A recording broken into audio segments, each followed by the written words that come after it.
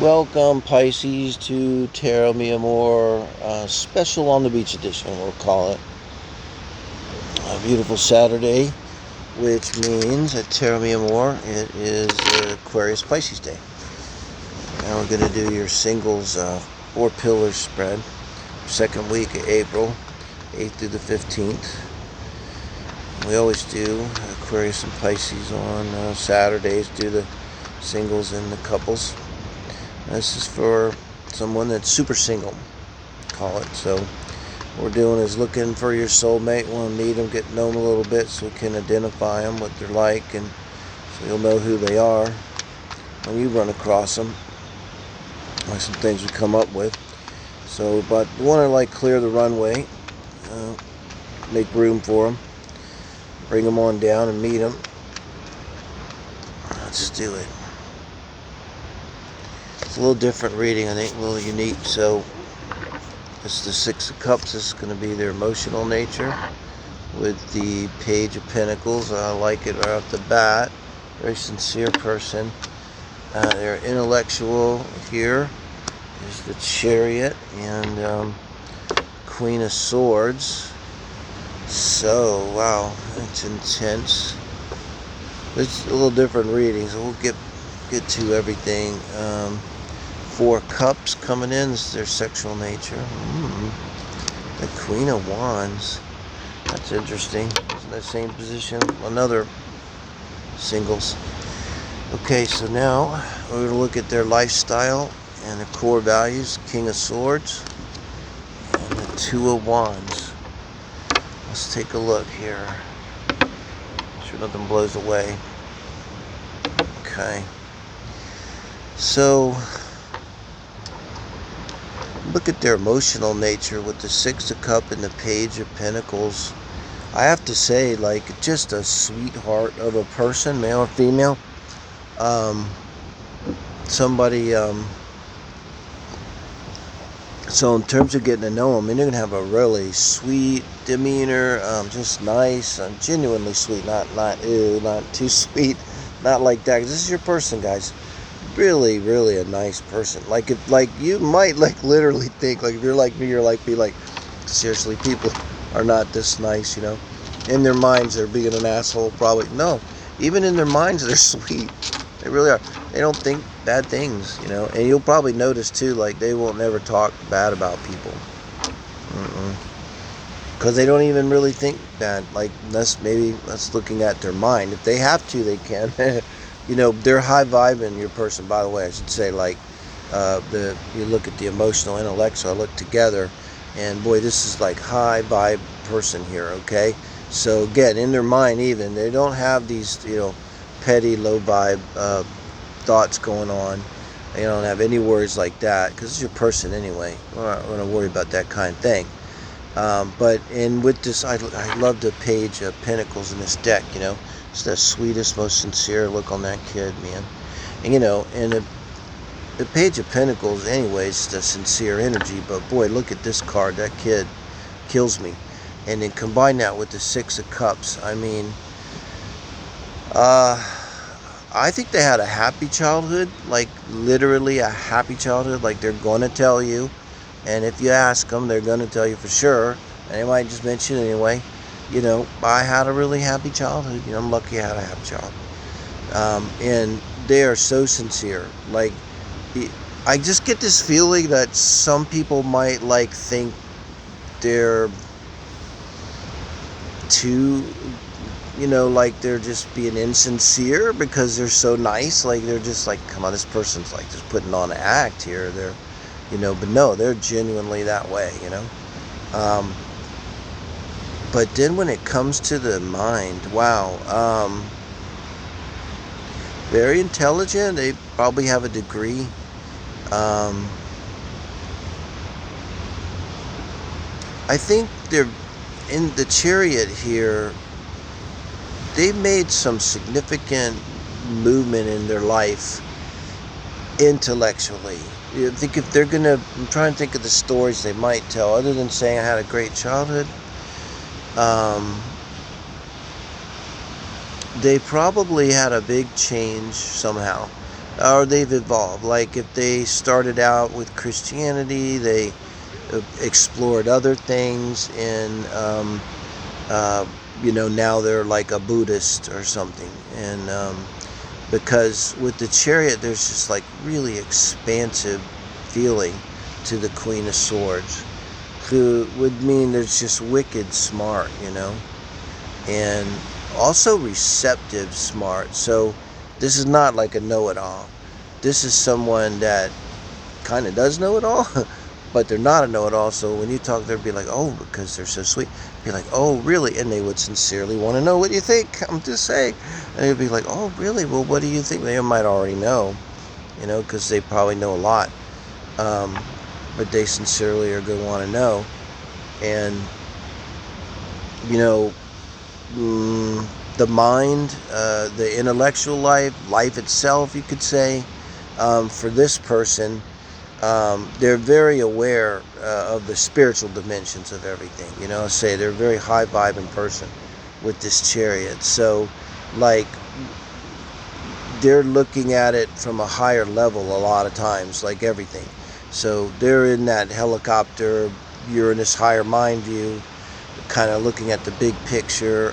Definitely with you guys, they would probably already be looking at the soulmate angles and getting all that. So they very much understand that there's a lot more going on than meets the eye, and I think they're going to be very open to all the esoteric things, and maybe already aware of it, but definitely open to it, like if you were to bring it to them, so they might tell you a story along these lines of their intellectual transformations, accomplishments even, kind of things too, could be that brought them to a higher level of understanding, could be anything from a advanced degree to becoming a Reiki master, getting their final Reiki.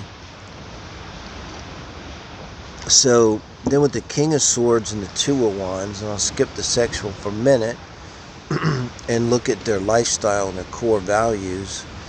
And with the King of Swords at the top, they're definitely someone, now they have this amazing mind. They might have their own business, run their own life. They want to run their own life. They don't want anyone else, and they kind of do, I think. Like, that's where they assert themselves. With the Queen of Swords here, and now the King of Swords, they don't have any problem asserting themselves at all, but they're super cool about it, and they totally get boundaries. So they're not going to, like, be an asshole to the waiter, but on the other hand, if need be, and somebody crosses a boundary and needs to be shut down, they ain't going to have any problem doing it, and that may even kind of shock you at how forceful they can be when it's appropriate. When that's needed, and